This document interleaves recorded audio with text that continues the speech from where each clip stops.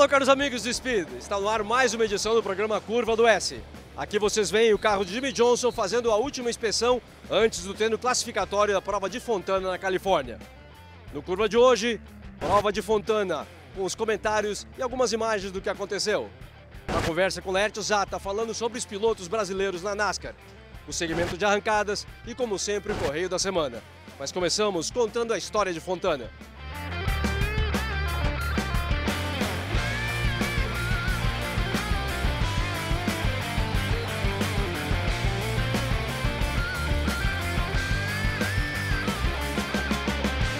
Estamos aqui na região das garagens em Fontana. Essas são as garagens mais próximas da pista.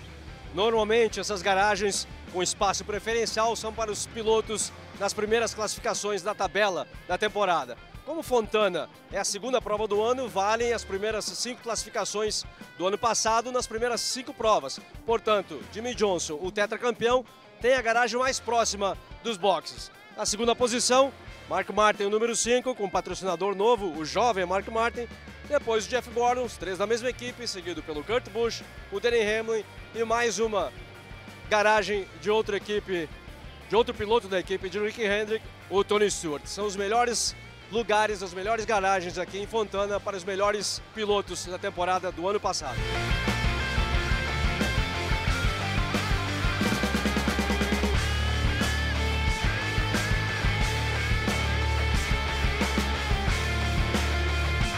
Os serviços disponíveis para os torcedores que acompanham ao vivo as provas da NASCAR são esses scanners, onde você pode escutar toda a conversa do piloto com as equipes, a conversa dos fiscais da NASCAR ou a conversa da narração local da rádio da NASCAR.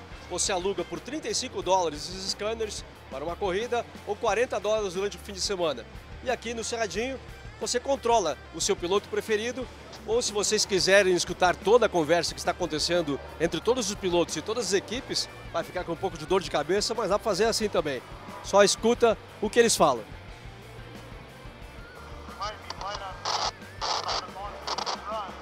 Eu acho que eu vou alugar um para a próxima corrida, para não ter que escutar o Sérgio Lago falando bobagem do meu lado.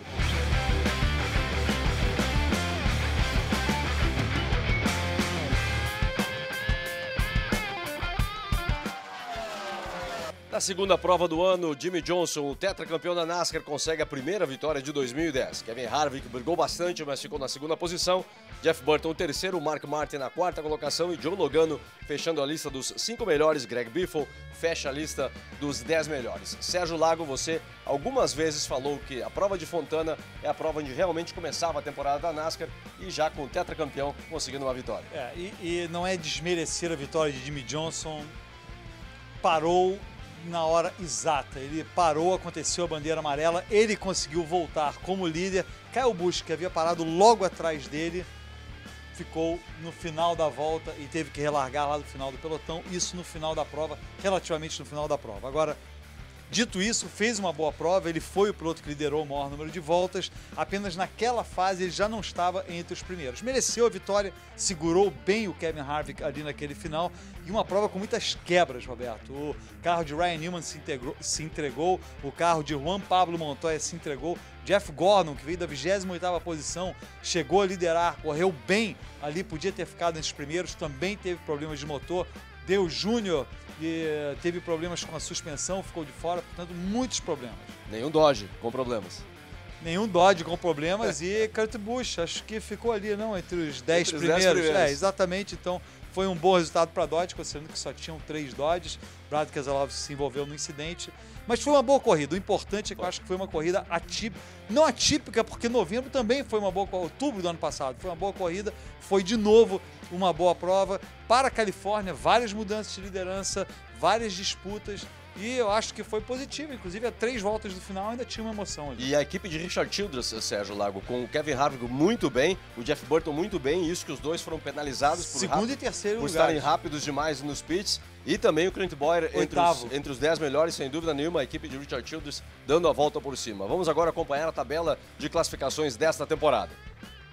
Com o segundo resultado em Fontana, Kevin Harvick é o líder da temporada. Na segunda posição, com 19 pontos atrás de Kevin Harvick, vem o Clint Bowyer. Greg Biffle, terceiro colocado, o McMurray na quarta posição. Depois, na quinta colocação, Jeff Burton, e a lista até os 10 melhores, termina com Kyle Edwards na 10ª posição. Mais uma vez, Sérgio, os 3 carros de Richard Childress nas 5 primeiras posições. Mostrando que estão fortes, estão realmente fazendo muito bem os carros da Richard Childress. Kevin Harvick começa liderando o campeonato, está bem. Jamie McMurray, que foi o pole position dessa prova, ganhou as 500 milhas indo um pouquinho para trás, mas acabou obtendo um resultado razoável. Achei que ele ia fazer pior, depois de logo no início ir bem para trás. Greg Biffle aparecendo entre os primeiros também. Um detalhe que a tabela que a gente mostrou não mostrou a tabela. Jimmie Johnson está já na 12ª posição, apesar do péssimo resultado em Daytona, quando teve que abandonar a prova. Muito menos mostrou a posição do 24 Jeff Gordon, porque vem lá, por enquanto. Lá atrás. Por enquanto. Agora vamos acompanhar o segmento Maquineta do Tempo, uma prévia do que vem no próxima edição do Curva do S Especial, que fala sobre as carreteiras. A rivalidade nas pistas entre o brasileiro Norberto Jung e o uruguaio Héctor Sedes foi bem documentada pela imprensa nacional e internacional. O intercâmbio de informações entre os dois países se transformou em intercâmbio de equipamento. Nos anos 40 e 41, com as provas de Vacaria e Venâncio Aires, se estabilizava a categoria.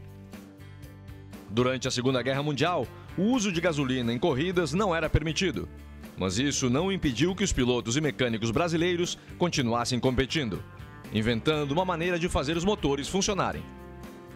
Criou-se o gasogênio, da combustão tanto de carvão como de lenha. A velocidade dos carros diminuiu bastante, mas era a mesma para todos. E logo após o intervalo, Laerte Zata fala sobre os pilotos brasileiros da NASCAR.